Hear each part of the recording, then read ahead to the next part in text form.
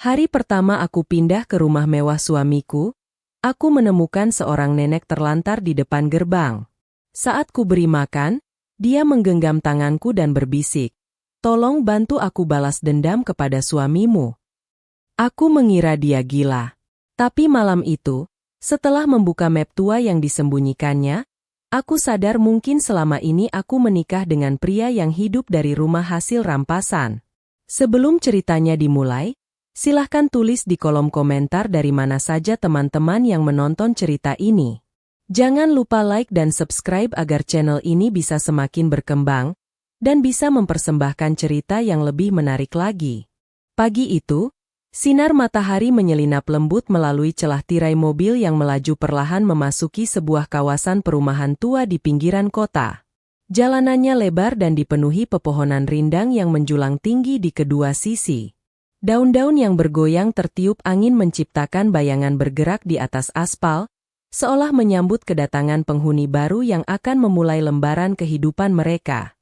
Di kursi penumpang, Dian tersenyum kecil sambil memandangi lingkungan sekitar. Wajahnya yang cantik terlihat tenang. Rambut hitamnya yang panjang terikat sederhana, sementara gaun berwarna krem yang dikenakannya menambah kesan anggun tanpa berlebihan. Di usia 27 tahun, Dian dikenal sebagai perempuan yang lembut, sederhana, dan memiliki hati yang mudah tersentuh oleh penderitaan orang lain. Sejak kecil, ia dibesarkan dalam keluarga sederhana yang mengajarkan bahwa kebahagiaan tidak pernah diukur dari kemewahan, melainkan dari ketulusan hati. Ayahnya adalah seorang guru sekolah dasar, sedangkan ibunya membuka usaha kecil menjahit pakaian di rumah. Kehidupan mereka memang tidak berlimpah, tetapi selalu dipenuhi kasih sayang. Nilai-nilai itulah yang terus melekat dalam diri Dian hingga dewasa. Ketika bertemu Danar 2 tahun lalu, banyak orang mengatakan bahwa Dian adalah perempuan paling beruntung.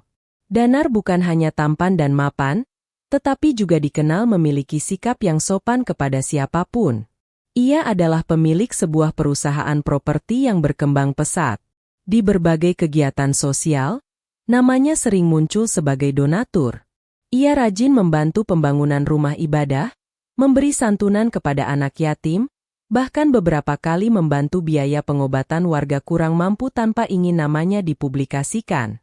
Di mata masyarakat, Danar adalah sosok yang hampir sempurna. Namun bagi Dian, alasan terbesar mencintai pria itu bukanlah kekayaannya.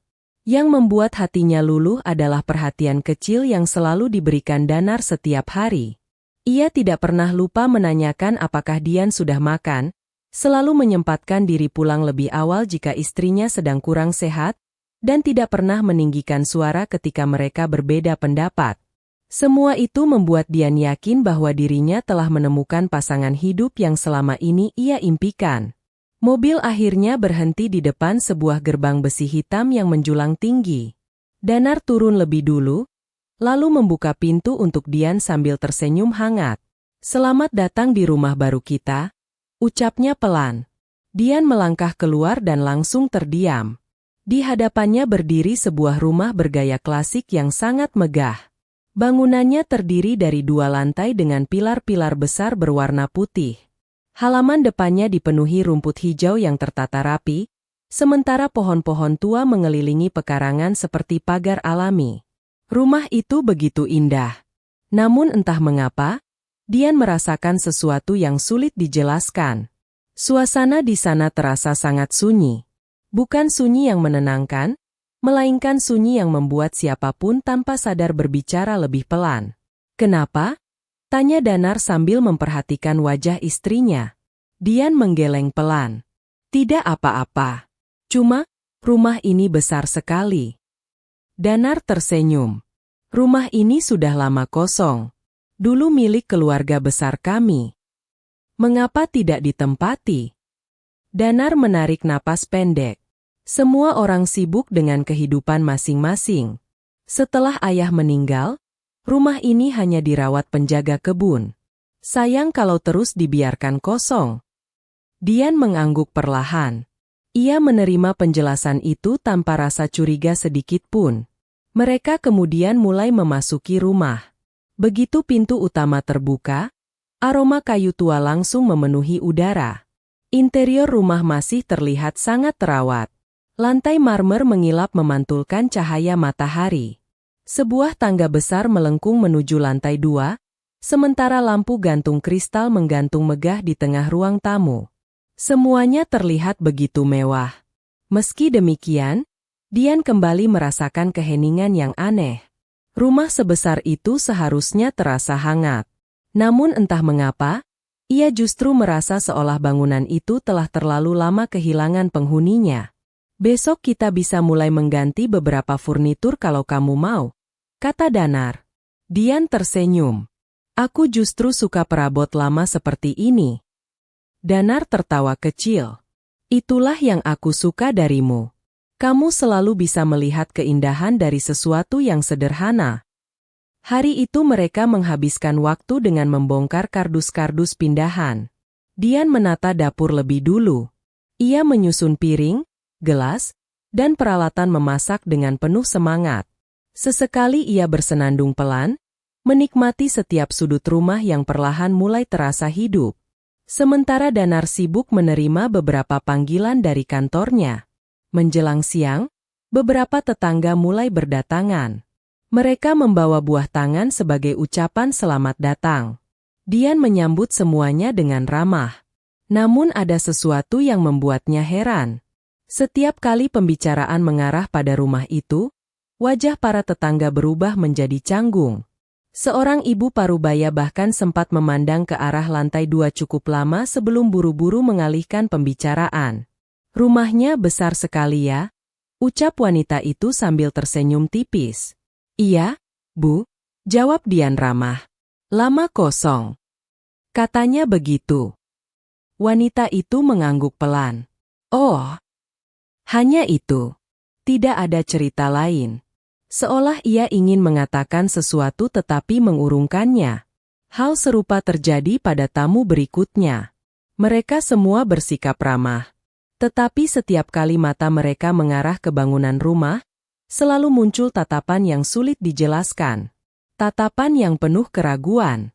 Saat para tamu sudah pulang, Dian sempat bertanya kepada Danar. Mas, iya. Apa rumah ini memang terkenal? Danar terlihat berpikir sesaat sebelum tersenyum. Mungkin karena rumah ini paling besar di lingkungan sini. Hanya itu. Iya. Jawaban itu terdengar sangat sederhana sehingga Dian tidak melanjutkan pertanyaannya. Menjelang sore, Danar harus pergi sebentar ke kantor karena ada dokumen penting yang harus ditandatangani. Aku tidak lama. Pelan-pelan ya. Danar mencium kening istrinya sebelum pergi. Kini rumah besar itu hanya dihuni Dian seorang diri. Ia kembali melanjutkan menata ruang keluarga. Sebuah vas bunga diletakkannya di atas meja. Foto pernikahan mereka dipasang di atas rak. Perlahan rumah itu mulai terasa lebih hangat. Saat hendak membuka jendela depan, pandangan Dian tiba-tiba tertuju ke arah gerbang. Ada seseorang yang sedang duduk di sana. Seorang nenek tua. Tubuhnya sangat kurus. Pakaiannya lusuh dan sedikit kebesaran. Rambut putihnya kusut tertiup angin sore. Di sampingnya terdapat sebuah tas kain yang tampak sudah usang. Nenek itu tidak meminta-minta. Tidak pula memanggil penghuni rumah. Ia hanya duduk diam sambil memeluk sebuah map coklat tua.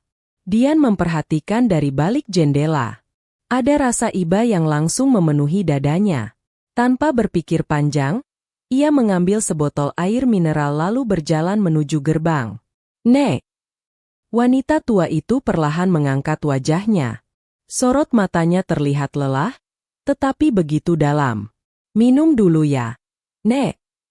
Nenek itu menerima botol air dengan kedua tangan yang gemetar. Terima kasih. Suara nenek itu lirih. Dian kemudian melihat map yang dipeluknya. Map itu sudah mulai robek di beberapa bagian. Tanpa sengaja, salah satu kertas di dalamnya sedikit keluar. Di sana tampak sebuah dokumen tua dengan cap resmi yang mulai memudar. Di atasnya tertulis samar. Surat warisan. Dian belum sempat membaca lebih jauh ketika matanya menangkap secari kertas kecil yang terselip di bagian depan map. Tulisan tangan pada kertas itu tampak mulai pudar dimakan usia. Hanya ada 3 kata. Tolong jaga dia. Dian mengernyit pelan. Kalimat itu terasa sederhana, tetapi entah mengapa menyisakan banyak pertanyaan. Nek, rumah nenek jauh. Wanita tua itu hanya tersenyum tipis. Tidak menjawab. Perutnya tiba-tiba mengeluarkan suara lirih. Barulah Dian sadar bahwa mungkin nenek itu sudah lama belum makan. Kalau nenek tidak keberatan, masuk dulu saja. Nenek itu memandang wajah Dian cukup lama. Seolah sedang memastikan sesuatu. Kamu yakin? Iya. Aku hanya merepotkan. Tidak apa-apa. Di dalam masih ada makanan. Dengan hati-hati Dian membantu nenek itu berdiri. Langkahnya sangat pelan. Tubuh renta itu tampak begitu rapuh hingga Dian harus memegang lengannya sepanjang perjalanan menuju teras. Sesampainya di ruang makan, Dian memanaskan sup ayam dan nasi yang tadi sempat dimasaknya. Ia meletakkan semangkuk makanan hangat di depan wanita tua tersebut. Nenek itu tidak langsung makan.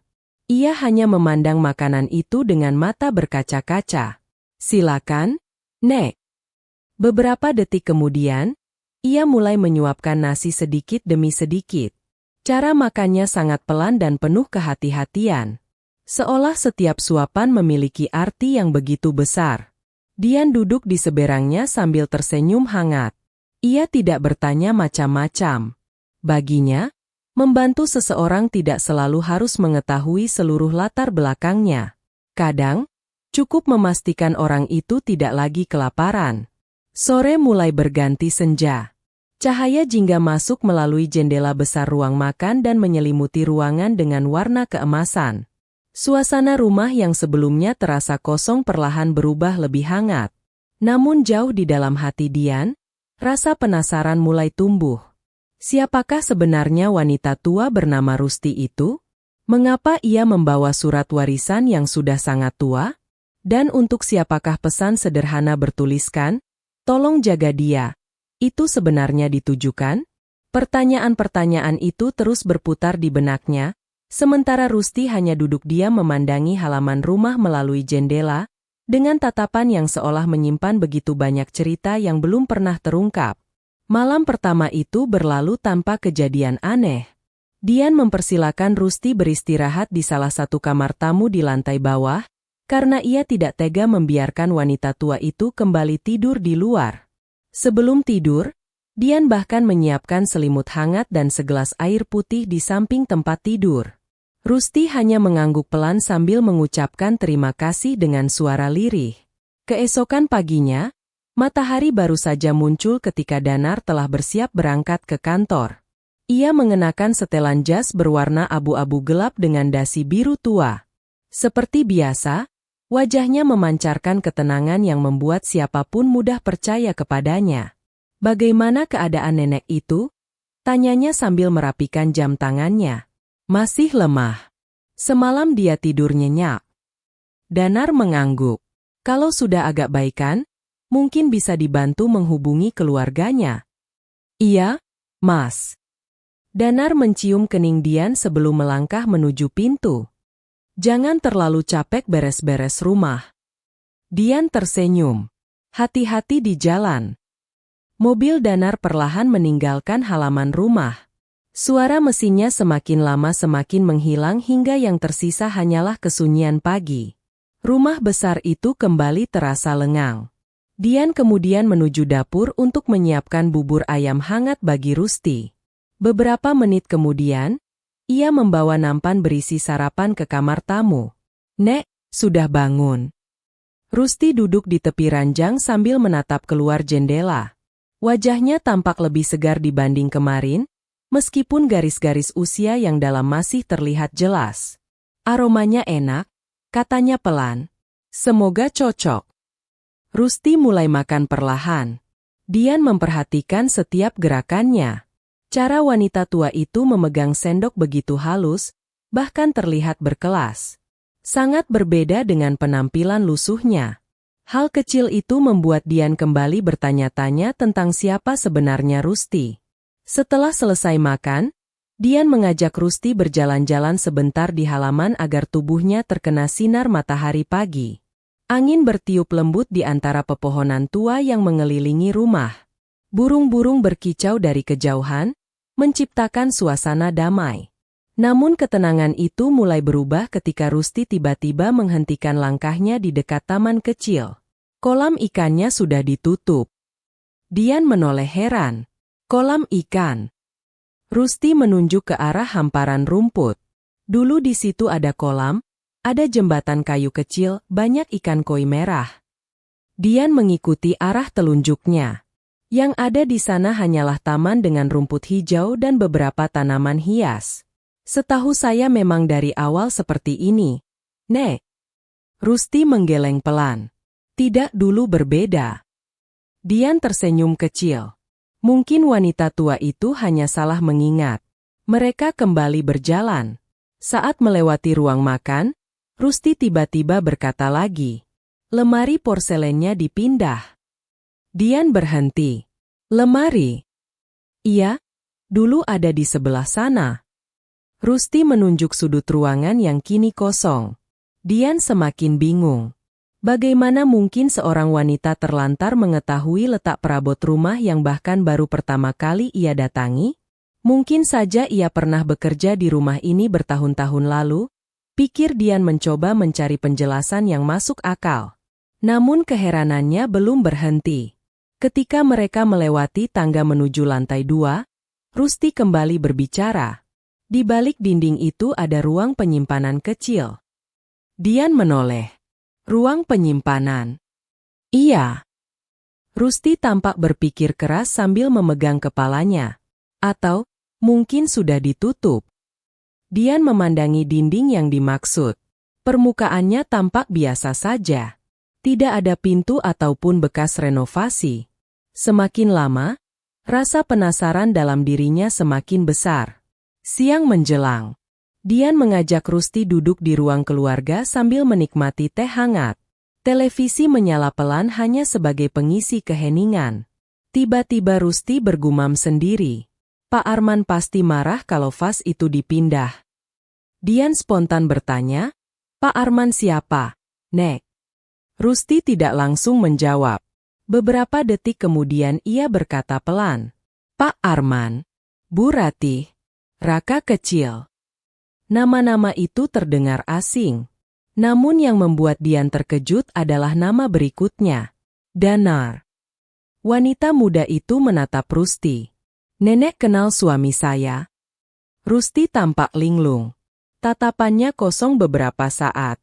Kemudian ia kembali mengulang nama-nama itu seperti orang yang sedang mengingat sesuatu yang sangat jauh. Pak Arman, Bu Ratih, Danar. Dian mulai merasakan bulu kuduknya berdiri. Jika Rusti hanya seorang pengemis yang kebetulan lewat, mengapa ia mengetahui nama suaminya?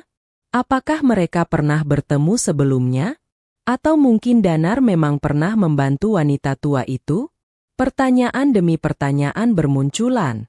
Menjelang sore, hujan mulai turun perlahan. Rintik-rintik air menghantam kaca jendela, membuat suasana rumah terasa semakin sunyi. Listrik sempat berkedip beberapa kali.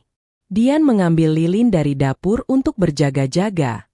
Saat ia hendak kembali ke ruang keluarga, Rusti memanggilnya dengan suara sangat pelan. Dian? Iya, Nek.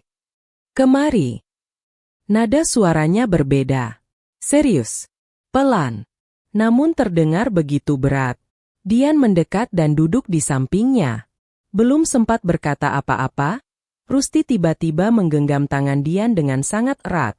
Genggamannya mengejutkan. Meski tubuhnya tampak rapuh, tenaga wanita tua itu terasa begitu kuat. Nek. Rusti menatap lurus ke mata Dian. Tatapannya kini sama sekali tidak terlihat linglung. Justru sangat tajam. Seolah seluruh kesadarannya kembali dalam satu waktu. Bibirnya bergerak perlahan. Kalau kau ingin selamat. Dian menahan napas. Bantu aku. Rusti menarik napas panjang. Balas dendam kepada suamimu. Jantung Dian seakan berhenti berdetak. Apa? Bantu aku, balas dendam kepada Danar. Suasana mendadak hening. Hanya suara hujan yang terdengar dari luar rumah. Dian perlahan menarik tangannya. Nek, jangan bicara seperti itu. Rusti tetap menatapnya. Dia mengambil semuanya. Nenek pasti salah orang. Dia tahu. Nek. Dian memegang kedua bahu Rusti dengan lembut. Mungkin ingatan nenek sedang bercampur. Mas Danar orang baik. Rusti menggeleng pelan. Orang baik. Ia tersenyum pahit. Semua orang juga percaya begitu. Beberapa detik kemudian, wajahnya kembali berubah kosong. Tatapannya mengembara ke arah jendela. Ia tampak lupa pada semua yang baru saja diucapkannya. Dian menarik napas panjang. Dalam hati ia mencoba menenangkan diri. Mungkin benar, pikirnya. Mungkin Rusti hanya mengalami kepikunan yang sesekali membuat ingatannya bercampur dengan masa lalu. Sore itu ia memilih tidak memikirkan ucapan tersebut. Menjelang maghrib, suara mobil memasuki halaman rumah. Danar pulang. Begitu membuka pintu, langkahnya langsung terhenti. Matanya membelalak sesaat ketika melihat Rusti duduk di ruang keluarga. Wajahnya berubah pucat. Perubahan itu hanya berlangsung beberapa detik. Namun cukup bagi Dian untuk menyadarinya. Mas. Danar segera menarik napas panjang lalu tersenyum seperti biasa. Oh, nenek itu masih di sini. Iya. Kondisinya belum memungkinkan pergi. Danar mengangguk sambil tertawa kecil. Pantas saja. Kamu kenal beliau? Oh, tidak. Danar melambaikan tangan santai. Beliau memang sering berkeliaran di sekitar kompleks.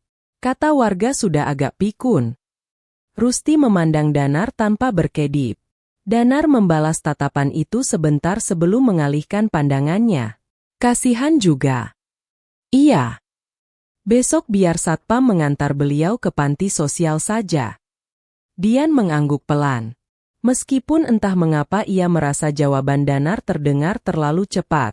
Saat makan malam, Danar tampak seperti biasa. Ia bercanda, menceritakan pekerjaannya, bahkan beberapa kali membuat Dian tertawa. Namun beberapa kali Dian menangkap suaminya diam-diam melirik ke arah Rusti. Tatapan yang sulit diartikan. Setelah selesai makan, Danar keluar rumah dengan alasan menerima telepon. Dari balik jendela, Dian melihatnya berbicara dengan satpam kompleks. Mereka berbicara cukup serius. Tak lama kemudian satpam mengangguk beberapa kali. Pagi berikutnya, saat Dian sedang menyiapkan sarapan, terdengar suara gaduh dari depan rumah. Ia segera keluar.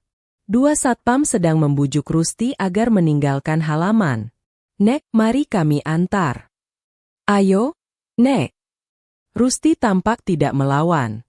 Ia hanya berdiri sambil memegang tas kain lusuhnya. Saat melewati Dian, wanita tua itu tiba-tiba menggenggam tangan Dian sebentar. Gerakannya begitu cepat hingga tidak disadari siapapun. Sesuatu diselipkan ke dalam tangan Dian. Map coklat tua yang selama ini selalu dipeluknya. Jangan biarkan dia tahu. Bisik Rusti hampir tak terdengar. Sesaat kemudian satpam membawanya pergi. Dian hanya bisa berdiri memandangi sosok renta itu yang perlahan menghilang di ujung jalan. Malam harinya, ketika Danar sudah tertidur lelap, rasa penasaran akhirnya mengalahkan keraguan.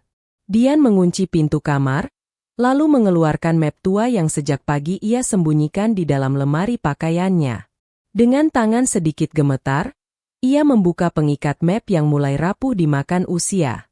Di dalamnya tersusun beberapa lembar dokumen tua, tetapi yang pertama kali menarik perhatiannya adalah setumpuk foto berwarna kecoklatan. Foto-foto itu memperlihatkan rumah yang kini ditempatinya. Namun bentuk taman, teras, dan beberapa bagian bangunan tampak sedikit berbeda, seolah diambil puluhan tahun silam. Pada salah satu foto, berdiri seorang perempuan muda yang sangat cantik mengenakan kebaya sederhana. Wajahnya tersenyum cerah sambil berdiri tepat di depan pintu utama rumah. Di sampingnya terdapat seorang pria yang memegang tangan perempuan itu dengan hangat. Dian membeku. Meski rambut perempuan dalam foto itu masih hitam legam dan wajahnya jauh lebih muda, tidak mungkin ia salah mengenalinya. Perempuan itu adalah Rusti.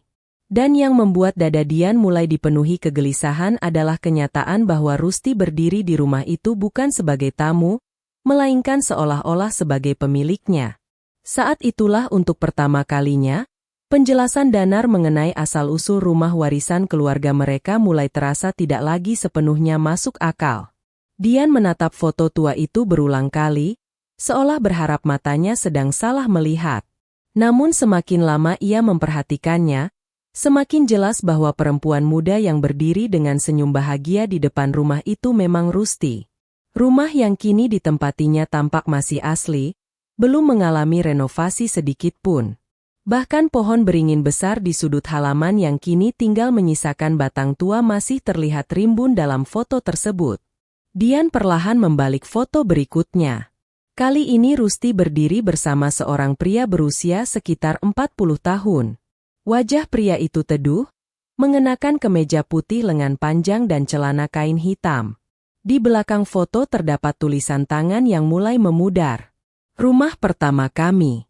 Semoga menjadi tempat yang penuh kebahagiaan. Rusti Asurya, 1989. Dian menghela napas panjang. Nama Surya belum pernah ia dengar sebelumnya. Namun satu hal mulai memenuhi pikirannya. Jika Rusti memang pernah tinggal di rumah ini, mengapa Danar mengatakan rumah tersebut adalah warisan keluarganya yang sudah lama kosong? Malam itu Dian hampir tidak bisa tidur. Ia menyimpan kembali semua foto dan dokumen ke dalam map, lalu menyembunyikannya di balik tumpukan pakaian di lemari. Ia belum ingin bertanya kepada Danar. Ada sesuatu dalam dirinya yang mengatakan bahwa ia harus mencari jawaban sendiri lebih dahulu. Keesokan paginya, setelah Danar berangkat bekerja seperti biasa, Dian memutuskan keluar rumah. Ia membawa tas kecil berisi foto lama Rusti dan berjalan menyusuri kompleks perumahan yang masih tampak tenang. Beberapa penghuni sedang menyapu halaman, sementara anak-anak kecil bersepeda di jalanan. Dian berhenti di rumah seorang ibu yang tempo hari datang membawa buah tangan saat mereka pindah. "Permisi, Bu." Wanita parubaya itu tersenyum ramah.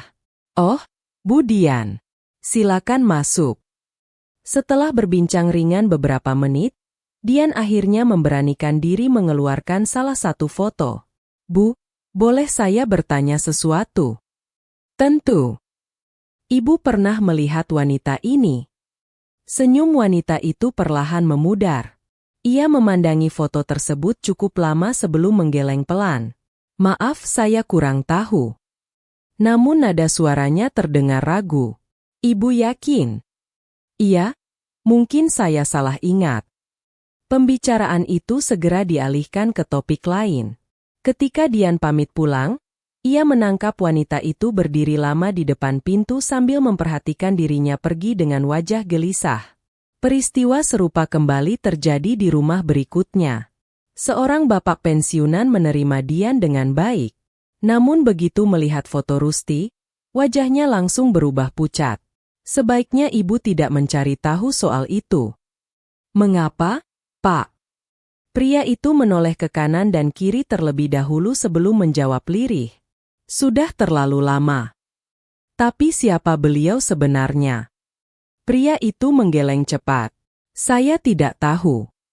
Lalu buru-buru menutup pagar. Dian berdiri beberapa saat dengan perasaan semakin bingung. Mengapa semua orang terlihat ketakutan hanya karena melihat foto seorang wanita tua? Siang mulai berganti sore ketika Dian melihat sebuah rumah tua di ujung jalan. Halamannya dipenuhi tanaman bunga yang terawat rapi. Di beranda duduk seorang kakek berambut putih sedang membaca koran sambil mengenakan kacamata tebal. Dian mendekat perlahan. "Permisi, Kek." Kakek itu mengangkat wajah. "Iya. Saya penghuni baru rumah besar di ujung sana." "Oh." Tatapan kakek itu langsung berubah. Rumah itu akhirnya ditempati lagi. Dian duduk di kursi bambu setelah dipersilakan. Beberapa menit mereka berbincang mengenai cuaca dan lingkungan sekitar. Barulah Dian mengeluarkan foto Rusti. "Kakek, apakah mengenal beliau?" Tangan kakek itu bergetar saat menerima foto tersebut. Ia memejamkan mata beberapa detik. "Lama sekali saya tidak melihat wajah ini." "Jadi kakek mengenalnya?" Pria tua itu tidak langsung menjawab. Ia memandang jalanan yang sepi. Lalu lintas sudah berubah. Dulu jalan ini belum seramai sekarang. Dian menunggu dengan sabar. Akhirnya kakek itu menarik napas panjang. Namanya Rusti. Jantung Dian berdegup lebih cepat. Beliau memang pernah tinggal di rumah itu. "Iya." "Sebagai apa?" Kakek itu tersenyum pahit. "Sebagai pemiliknya." Kalimat itu membuat Dian membeku. Puluhan tahun lalu, rumah itu milik Rusti dan suaminya, Pak Surya. Pak Surya. Orang baik. Suka membantu tetangga. Kakek itu menatap foto tersebut dengan mata berkaca-kaca. Mereka membangun rumah itu dari nol. Lalu kenapa sekarang menjadi milik keluarga Danar?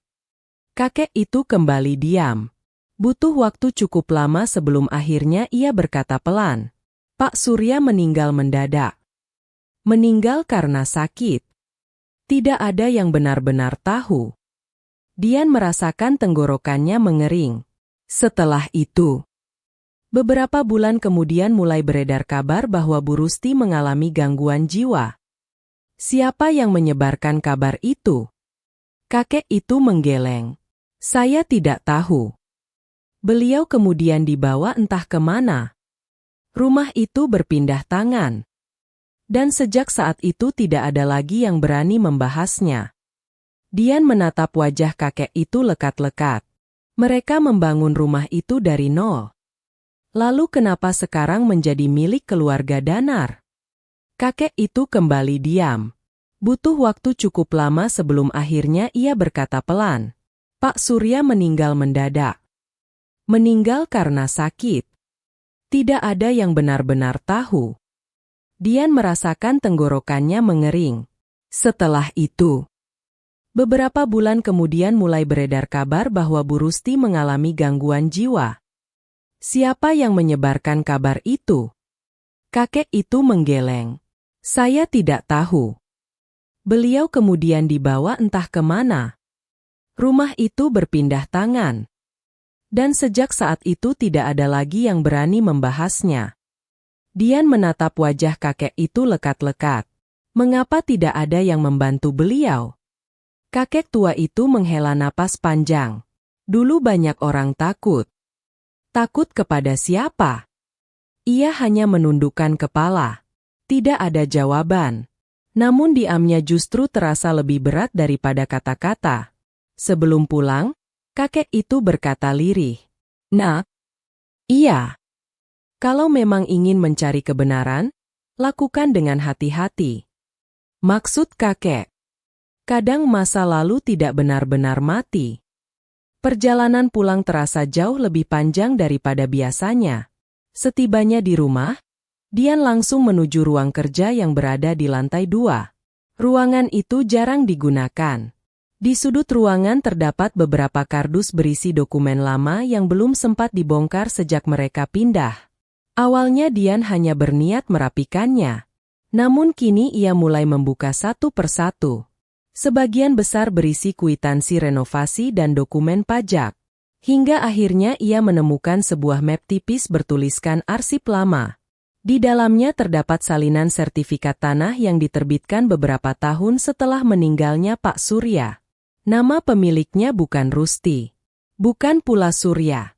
Melainkan Arman Prasetyo. Nama itu langsung mengingatkan Dian pada ucapan Rusti beberapa hari lalu. Pak Arman pasti marah kalau vas itu dipindah. Dian kembali membuka map warisan milik Rusti. Di salah satu lembar dokumen yang mulai kusam, tertulis nama pemilik sebelumnya. Surya Wibisana. Dian membandingkan kedua dokumen tersebut berkali-kali. Tanggal penerbitannya terasa janggal. Ada beberapa data yang tidak sinkron. Bahkan luas tanah yang tercantum berbeda. Semakin diperiksa, semakin banyak keanehan yang muncul. Kenapa bisa seperti ini? Gumamnya pelan.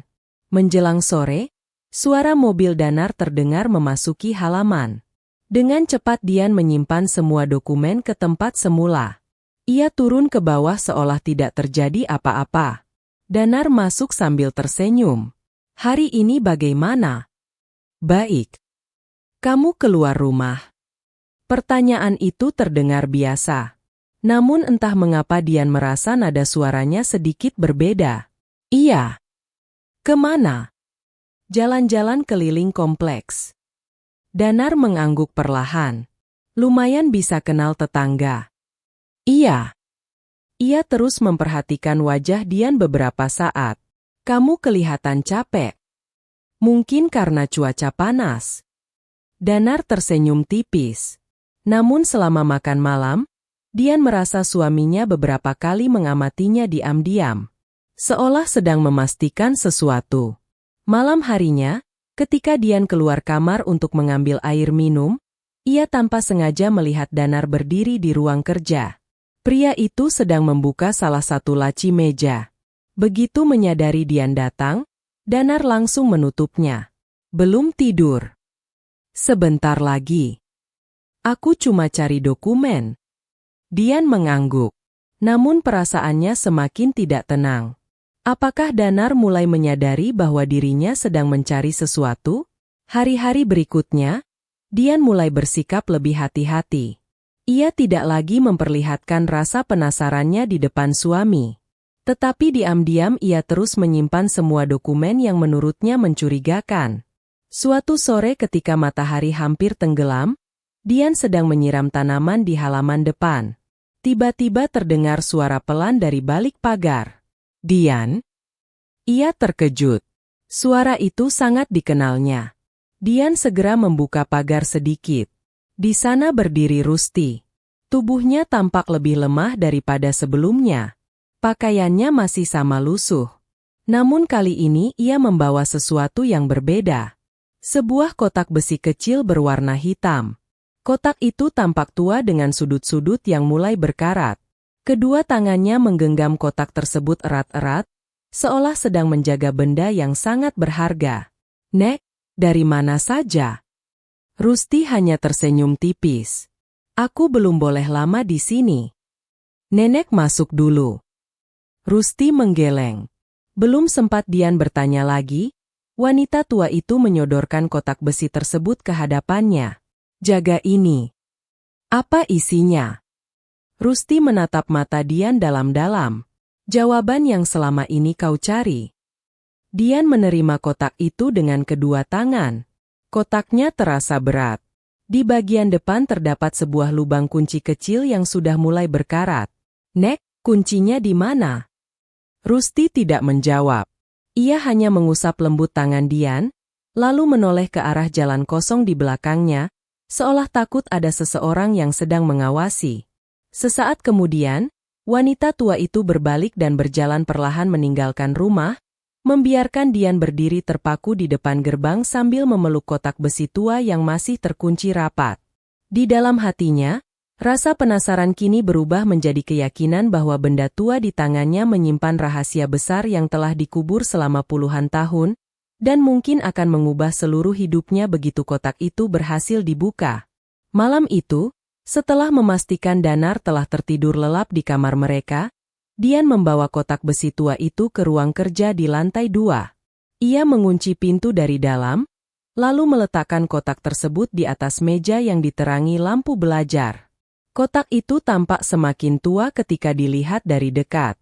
Cat hitamnya telah mengelupas di beberapa bagian, sementara sudut-sudutnya dipenuhi bercak karat. Lubang kunci kecil di bagian depan terlihat masih utuh, tetapi Rusti sama sekali tidak memberikan anak kuncinya. Dian mencoba membuka dengan tangan kosong. Tidak berhasil. Ia kemudian mengambil sebuah obeng kecil dari laci meja. Dengan sangat hati-hati ia mencoba mencongkel pengunci yang sudah rapuh dimakan usia. Hampir 15 menit ia bekerja dalam diam agar tidak menimbulkan suara yang bisa membangunkan Danar. Akhirnya terdengar bunyi kecil. Klik. Pengunci kotak itu terlepas. Jantung Dian berdegup semakin cepat. Perlahan ia mengangkat tutup kotak tersebut. Aroma khas kertas tua langsung memenuhi ruangan. Di dalamnya tersusun beberapa berkas yang dibungkus kain putih yang mulai menguning. Di sisi kanan terdapat sebuah kaset pita berwarna hitam lengkap dengan kotaknya. Sementara di bagian bawah tersimpan beberapa amplop coklat yang sudah kusam. Dengan tangan sedikit gemetar, Dian membuka kain pembungkus paling atas. Lembar pertama yang muncul adalah sebuah akta tanah asli. Kertasnya sudah tua, tetapi cap notaris dan tanda tangan masih terlihat jelas. Nama pemilik yang tertulis membuat napas Dian tercekat. Surya Wibisana. Alamat tanah yang tercantum persis sama dengan rumah yang kini ditempatinya. Dian segera mengambil dokumen berikutnya. Kali ini sebuah surat warisan lengkap dengan cap pengadilan negeri bertahun-tahun silam. Isinya menyatakan bahwa apabila Surya Wibisana meninggal dunia, seluruh aset dan rumah tinggal diwariskan sepenuhnya kepada istrinya, Rusti Wibisana. Tidak ada nama lain. Tidak ada ahli waris tambahan. Dian memejamkan mata beberapa detik. Selama ini Danar mengatakan rumah itu merupakan warisan turun-temurun keluarganya. Namun dua dokumen asli yang kini berada di tangannya justru menunjukkan hal yang sama sekali berbeda. Ia melanjutkan membuka isi kotak. Di dalam amplop berikutnya terdapat beberapa fotokopi dokumen yang tampak telah diberi catatan menggunakan tinta merah. Sebagian besar adalah salinan sertifikat baru atas nama Arman Prasetyo. Yang membuat Dian terkejut adalah beberapa angka terlihat diubah secara kasar. Tanggal penerbitan berbeda dengan arsip yang pernah ia temukan di ruang kerja. Ada pula surat keterangan kesehatan yang menyatakan bahwa Rusti mengalami gangguan kejiwaan permanen. Namun di pojok kanan bawah terdapat tulisan tangan seseorang. Dokumen dibuat setelah penandatanganan dipaksa. Jantung Dian semakin berdebar. Ia mengambil amplop terakhir. Di dalamnya terdapat sebuah surat yang dilipat rapi. Tulisan tangan pada surat itu berbeda dengan tulisan Rusti. Huruf-hurufnya lebih tegas. Dian mulai membaca. Jika suatu hari surat ini ditemukan, berarti saya gagal melindungi Bu Rusti. Nama saya Budi Santoso. Saya dahulu bekerja sebagai staf administrasi keluarga Pak Arman. Saya menyaksikan sendiri bagaimana dokumen kepemilikan rumah dipalsukan setelah Pak Surya meninggal. Saya dipaksa mengetik ulang surat warisan dan membuat sertifikat baru atas nama Pak Arman. Saya menolak, tetapi keluarga saya diancam. Saya menyesal telah diam selama bertahun-tahun. Tangan Dian mulai bergetar. Ia melanjutkan membaca. Anak Pak Arman yang bernama Danar mengetahui semua peristiwa itu. Saat masih kecil, ia pernah bertanya mengapa Bu Rusti menangis ketika diusir dari rumahnya sendiri. Pak Arman menjawab bahwa semua itu demi menjaga harta keluarga. Sejak saat itu Danar mengetahui asal-usul rumah tersebut. Dian menutup mulutnya. Air matanya hampir jatuh. Kalimat terakhir surat itu terasa seperti menghantam seluruh keyakinannya. Selama ini ia percaya bahwa Danar tidak mengetahui apapun. Namun ternyata, menurut pengakuan saksi tersebut, Danar telah mengetahui kebenaran sejak kecil. Bahkan setelah dewasa, ia tetap mempertahankan seluruh kekayaan itu. Masih ada satu benda tersisa. Kaset pita hitam yang sejak tadi belum dibuka. Keesokan harinya, ketika Danar berangkat bekerja, Dian mencari pemutar kaset lama yang tersimpan di gudang. Setelah membersihkannya beberapa menit, alat itu akhirnya dapat digunakan. Dengan napas tertahan, ia memasukkan kaset tersebut. Suara desis memenuhi ruangan. Beberapa detik kemudian terdengar rekaman seorang pria. Saya, Budi Santoso. Suara itu sama dengan nama yang tertulis dalam surat. Rekaman terdengar putus-putus karena usia kaset yang sudah sangat tua. Saya merekam ini, kalau suatu hari terjadi sesuatu kepada saya. Dian menaikkan volume. Pak Arman menyuruh kami mengubah semua surat warisan. Bu Rusti dipaksa menandatangani beberapa lembar kosong. Setelah itu beliau difitnah mengalami gangguan jiwa. Terdengar suara napas berat. Saya takut tetapi saya tidak sanggup lagi menyimpan semuanya. Rekaman berhenti mendadak. Meski tidak panjang, isinya sudah cukup membuat Dian terduduk lemas. Semua kepingan cerita yang selama ini membingungkannya perlahan mulai tersusun. Rumah itu memang pernah menjadi milik Rusti. Suaminya meninggal dalam keadaan misterius. Setelah itu muncul dokumen baru, tuduhan gangguan jiwa, lalu seluruh aset berpindah kepada keluarga Arman. Dan Arman adalah ayah Danar. Dian memandangi foto pernikahannya yang berdiri di sudut meja. Selama ini ia merasa menjadi wanita paling beruntung karena menikahi pria yang baik hati. Namun kini, setiap senyum Danar dalam foto itu terasa berbeda. Untuk pertama kalinya sejak mereka menikah, Dian mempertanyakan seluruh kehidupan yang telah dijalaninya. Apakah semua perhatian Danar selama ini tulus? Atau hanya bagian dari kehidupan yang dibangun di atas kebohongan besar? Malam itu, saat Danar pulang, Dian berusaha bersikap senormal mungkin. Ia tetap menyiapkan makan malam, tetap tersenyum, tetap bertanya tentang pekerjaan. Namun di balik semua itu, pikirannya terus dipenuhi isi kotak besi. Danar tampaknya mulai menyadari perubahan kecil tersebut. Kamu akhir-akhir ini sering melamun. Capek saja. Pindahan memang melelahkan. Dian mengangguk. Danar tidak berkata apa-apa lagi. Tetapi sejak malam itu, Dian mulai merasakan sesuatu yang berbeda. Suaminya semakin sering memperhatikan setiap gerak-geriknya. Jika Dian menerima telepon, Danar bertanya dengan siapa ia berbicara. Saat Dian hendak keluar rumah, Danar selalu bertanya hendak pergi kemana. Bahkan suatu sore ketika Dian kembali dari minimarket, ia melihat mobil Danar terparkir tidak jauh dari rumah. Padahal pria itu mengatakan sedang menghadiri rapat di luar kota. Perasaan sedang diawasi mulai muncul. Beberapa hari kemudian, saat Dian sedang menyiram bunga di halaman belakang, seseorang memanggilnya pelan dari balik pagar. Dian?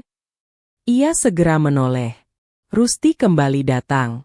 Kali ini wajah wanita tua itu terlihat jauh lebih tenang. Nek!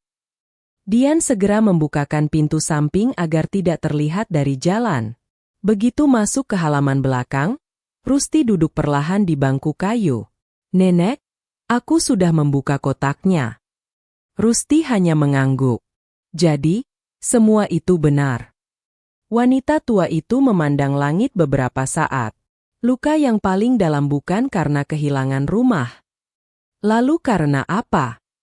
Karena semua orang percaya aku gila.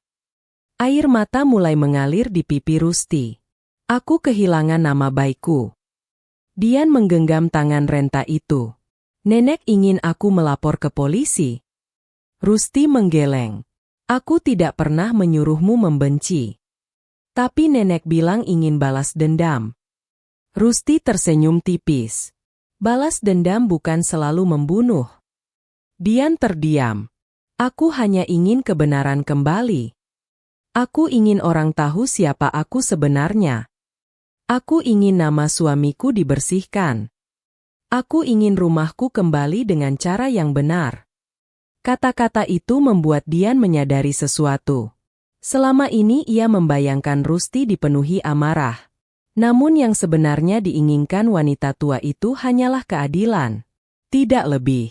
Sepulangnya Rusti, Dian mulai menyusun semua dokumen di atas meja kerja. Ia memisahkan akta tanah asli, surat warisan, foto-foto lama, rekaman kaset, serta surat pengakuan Budi Santoso ke dalam beberapa map berbeda. Ia menuliskan daftar nama yang mungkin masih hidup dan dapat dimintai kesaksian. Kakek tua penghuni kompleks, tetangga lama, notaris yang menerbitkan dokumen, dan siapapun yang pernah bekerja untuk keluarga Arman. Semua harus ditemukan.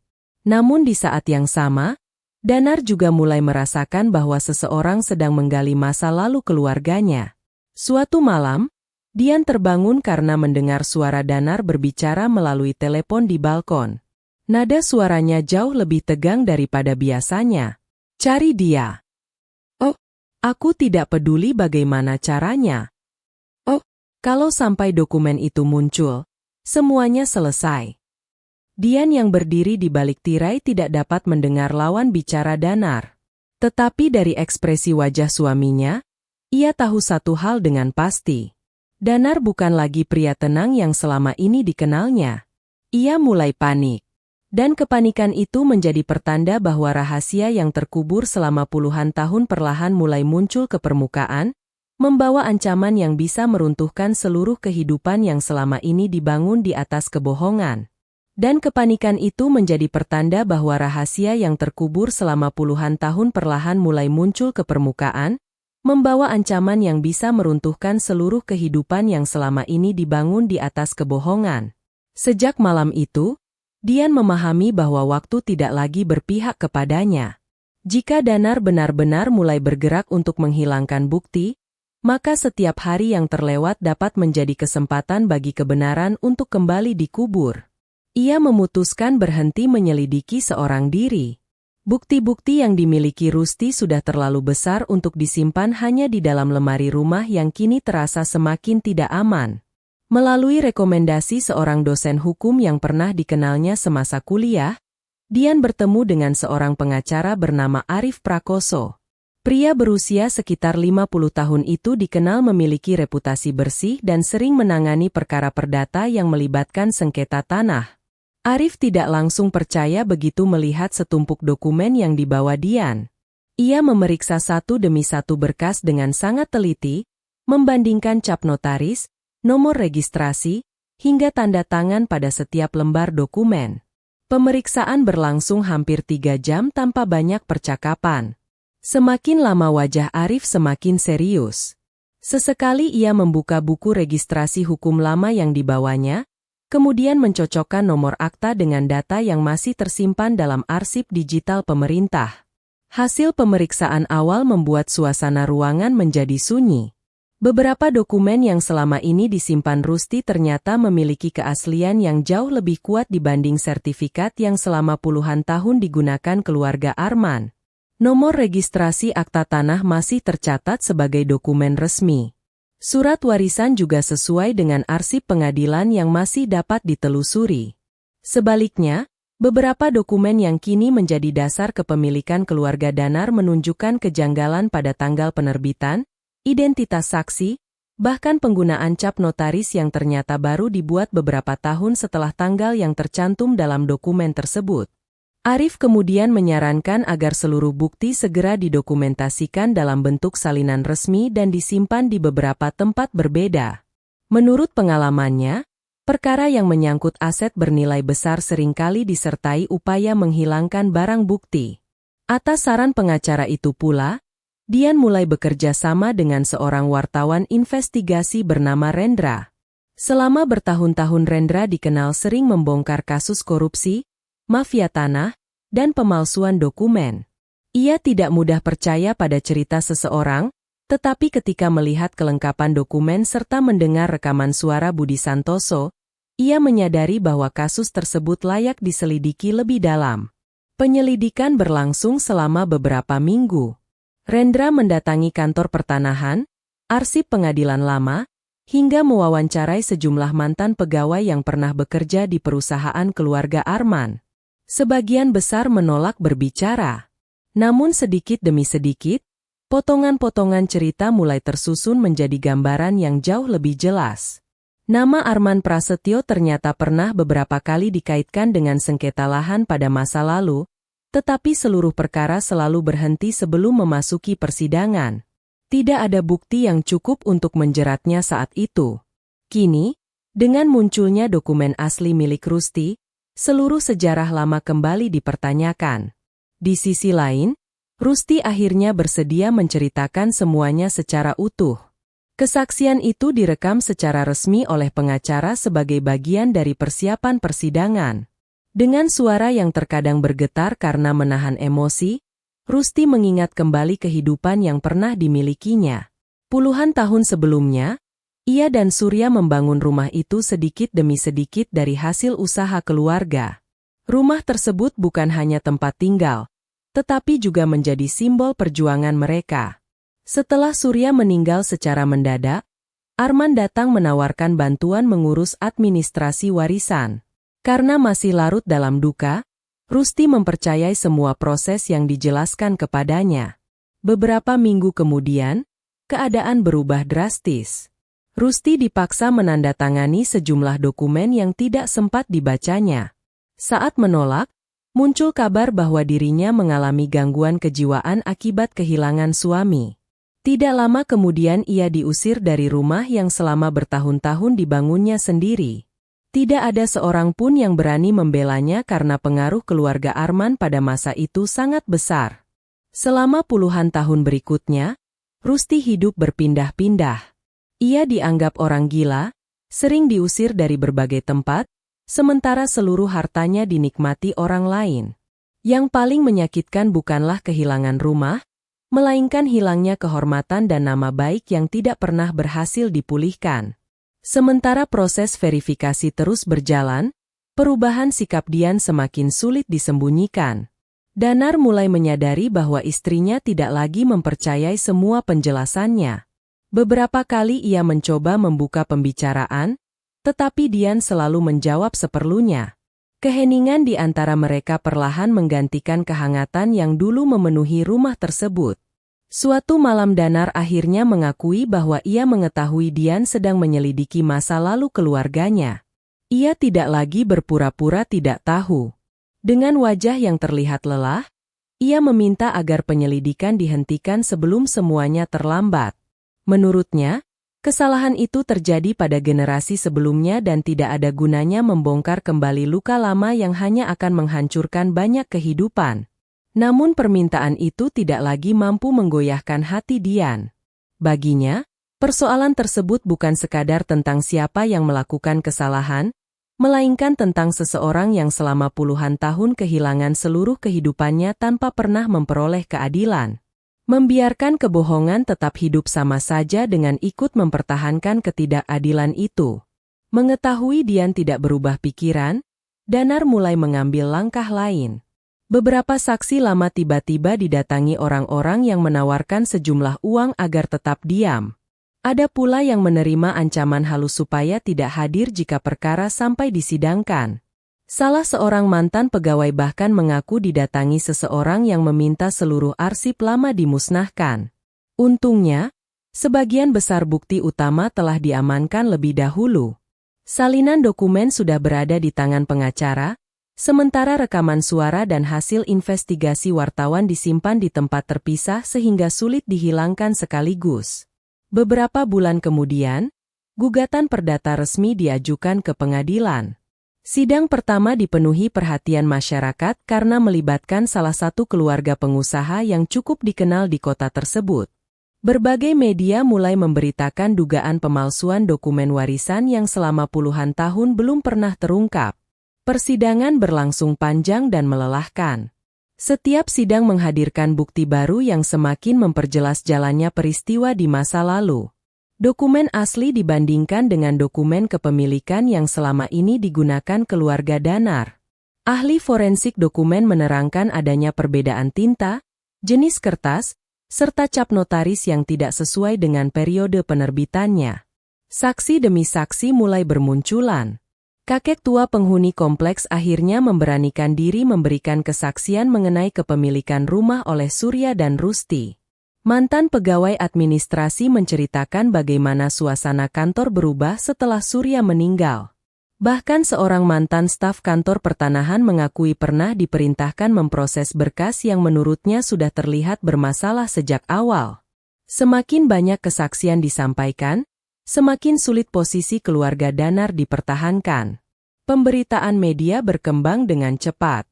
Artikel investigasi yang ditulis Rendra membuka kembali berbagai dugaan sengketa lama yang pernah melibatkan Arman Prasetyo. Masyarakat mulai mempertanyakan asal-usul sebagian aset keluarga tersebut. Reputasi perusahaan yang selama ini dibangun dengan citra bersih mulai mengalami penurunan. Beberapa mitra bisnis memilih menunda kerjasama sampai perkara memperoleh kepastian hukum. Nilai perusahaan ikut terdampak, sementara kepercayaan publik menurun dari hari ke hari. Danar yang selama ini dikenal sebagai pengusaha muda dermawan kini harus menghadapi kenyataan bahwa nama keluarganya menjadi sorotan. Wajahnya yang dahulu sering menghiasi berbagai kegiatan sosial kini lebih banyak muncul dalam pemberitaan mengenai sengketa warisan dan dugaan pemalsuan dokumen. Di tengah semua proses itu, Rusti duduk beberapa kali di ruang sidang sebagai penggugat. Tubuhnya memang masih tampak rapuh, tetapi sorot matanya tidak lagi kosong seperti saat pertama kali ditemukan di depan gerbang rumah. Untuk pertama kalinya setelah bertahun-tahun hidup sebagai orang terlantar, ia melihat begitu banyak orang mulai mendengarkan suaranya, bukan mengabaikannya. Setiap lembar bukti yang dibacakan di persidangan terasa seperti mengembalikan sedikit demi sedikit harga diri yang pernah dirampas darinya. Jalan menuju keadilan memang masih panjang, tetapi kini Rusti tidak lagi berjalan sendirian. Di sampingnya berdiri Dian, pengacara yang jujur, wartawan yang berani mengungkap fakta, serta para saksi yang akhirnya memilih berbicara setelah sekian lama dibungkam oleh rasa takut. Di penghujung salah satu sidang, ketika hakim menunda persidangan untuk agenda pembuktian berikutnya, Rusti memandang rumah pengadilan dengan mata yang berkaca-kaca. Untuk pertama kalinya dalam puluhan tahun, ia benar-benar percaya bahwa kebenaran yang selama ini terkubur akhirnya mulai menemukan jalannya menuju cahaya. Keyakinan itulah yang menemani Rusti ketika ia kembali memasuki ruang sidang beberapa minggu kemudian. Persidangan telah memasuki tahap akhir. Ruang pengadilan dipenuhi pengunjung, wartawan, dan warga yang sejak awal mengikuti perkara tersebut. Kasus yang semula hanya dianggap sengketa warisan biasa kini berkembang menjadi salah satu perkara perdata yang paling banyak dibicarakan di kota itu. Di sisi kanan ruang sidang, Danar duduk bersama tim kuasa hukumnya. Wajahnya tampak lebih letih dibanding beberapa bulan sebelumnya, tetapi sorot matanya masih menyimpan keyakinan. Selama proses persidangan, sebagian besar bukti yang diajukan pihak Rusti memang berhasil memperlihatkan banyak kejanggalan, namun menurut perhitungan tim hukumnya, semua itu belum cukup untuk membatalkan seluruh sertifikat yang selama puluhan tahun telah diakui negara. Danar masih percaya bahwa kemenangan berada di pihaknya. Ia beranggapan dokumen-dokumen paling menentukan telah lama hilang. Ayahnya dahulu selalu mengatakan bahwa tidak ada lagi bukti yang mampu membalikkan keadaan. Seluruh arsip asli diakini telah dimusnahkan, sementara para saksi penting telah meninggal atau memilih diam. Kepercayaan itulah yang membuat Danar tetap bertahan hingga sidang terakhir. Sementara itu, Dian duduk beberapa baris di belakang Rusti. Wajahnya terlihat tenang, meski dalam hati ia terus memanjatkan doa agar semua perjuangan mereka tidak berakhir sia-sia. Selama berbulan-bulan ia telah menyaksikan bagaimana seorang wanita tua yang dahulu dianggap gila perlahan memperoleh kembali keberanian untuk menceritakan masa lalunya. Hakim membuka persidangan dengan agenda penyampaian bukti tambahan sebelum pembacaan putusan. Ketika semua mengira tidak ada lagi dokumen yang akan diajukan, Rusti perlahan berdiri dari kursinya. Dengan bantuan pengacaranya, ia membawa sebuah bungkusan kain putih yang tampak sudah sangat tua. Ruangan mendadak hening. Tak seorang pun mengetahui apa isi bungkusan tersebut, termasuk Dian. Selama ini Rusti tidak pernah menceritakan bahwa masih ada sesuatu yang disimpannya. Perlahan kain putih itu dibuka. Di dalamnya terdapat sebuah tabung logam kecil yang mulai berkarat. Pengacara Arif menjelaskan kepada majelis hakim bahwa benda tersebut baru diserahkan Rusti beberapa hari sebelumnya setelah ia merasa waktunya telah tepat. Tabung itu selama puluhan tahun disembunyikan di bawah lantai sebuah gubuk tua yang pernah ditempatinya ketika hidup terlantar. Bahkan Rusti sendiri mengaku hampir lupa bahwa benda tersebut masih ada. Setelah tabung dibuka, keluarlah sebuah amplop kedap udara yang masih terjaga dengan baik. Di dalam amplop itu tersimpan dokumen yang mengejutkan semua orang. Lembar pertama adalah salinan asli akta pembagian warisan yang telah dilegalisasi oleh pengadilan pada tahun yang sama dengan wafatnya Surya.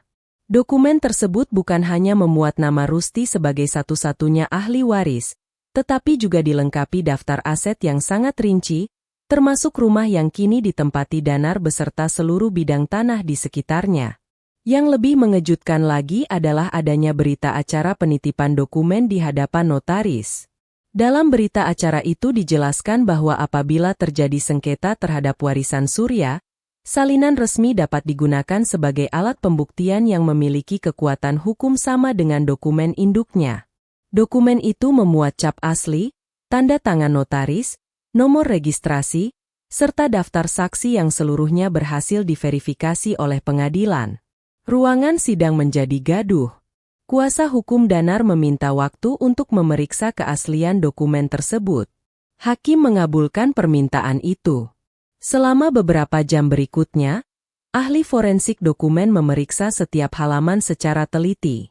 Tinta, jenis kertas, nomor registrasi, hingga cap notaris dibandingkan dengan arsip resmi negara. Hasil pemeriksaan tidak meninggalkan keraguan. Seluruh dokumen dinyatakan asli. Nomor registrasinya identik dengan arsip pengadilan yang masih tersimpan. Cap notaris sesuai dengan periode penerbitannya. Tidak ditemukan tanda-tanda pemalsuan ataupun perubahan isi.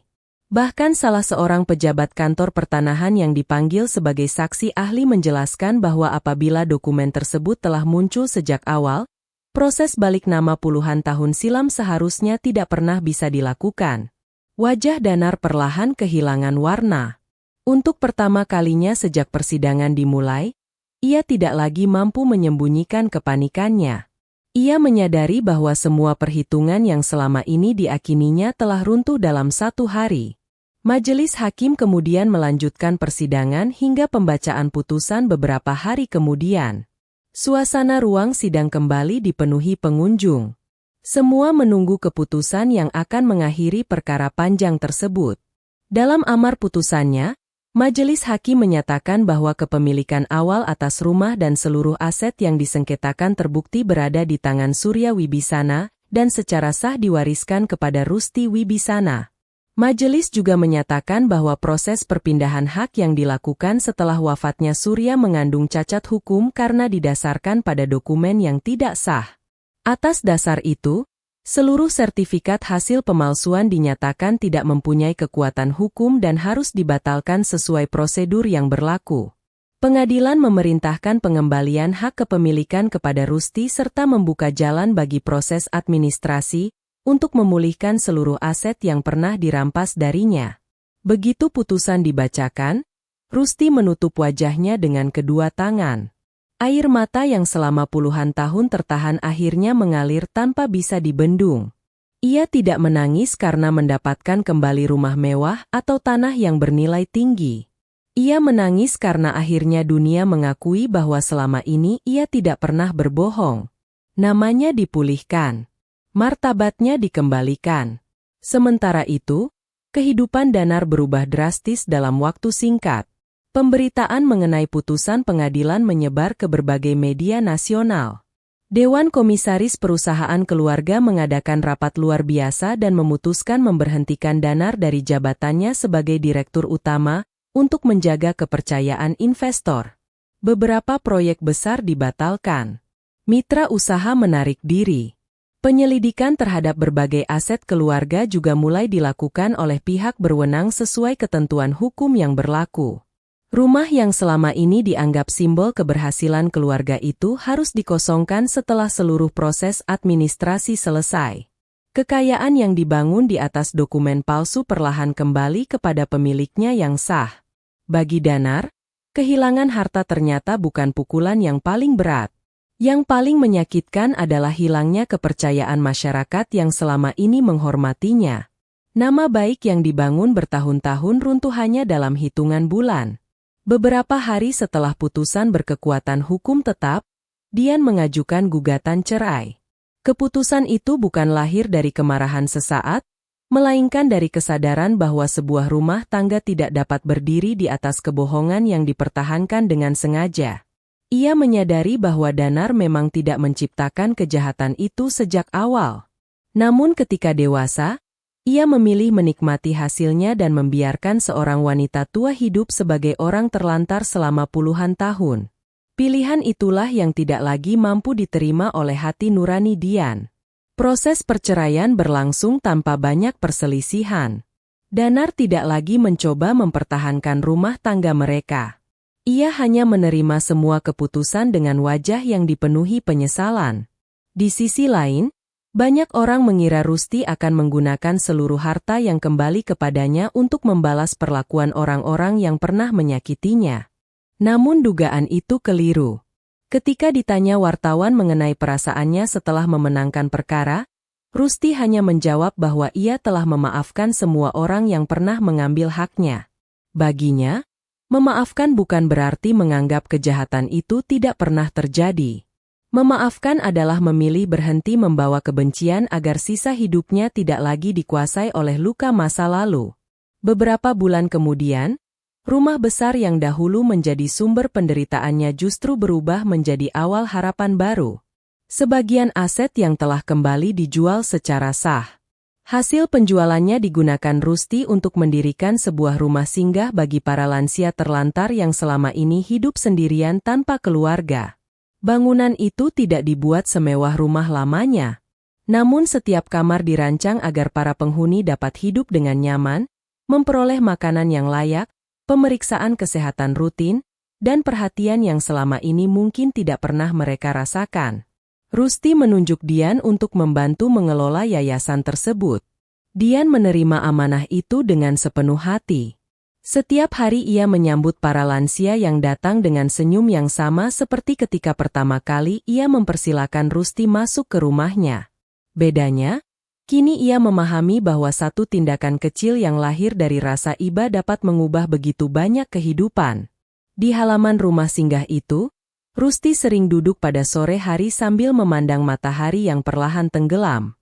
Wajahnya tampak jauh lebih damai dibanding pertama kali Dian menemukannya di depan gerbang rumah mewah dengan pakaian lusuh dan map tua di tangannya. Perjalanan panjang mereka akhirnya membuktikan bahwa balas dendam tidak selalu harus dibayar dengan kebencian, kekerasan, atau kehancuran nyawa orang lain. Balas dendam terbaik adalah keberanian mengungkap kebenaran, memulihkan hak yang dirampas, mengembalikan martabat yang diinjak, dan membiarkan keadilan bekerja sebagaimana mestinya. Pada akhirnya, bukan kebohongan yang bertahan paling lama, melainkan kebenaran yang terus diperjuangkan hingga akhirnya menemukan jalannya sendiri menuju kemenangan.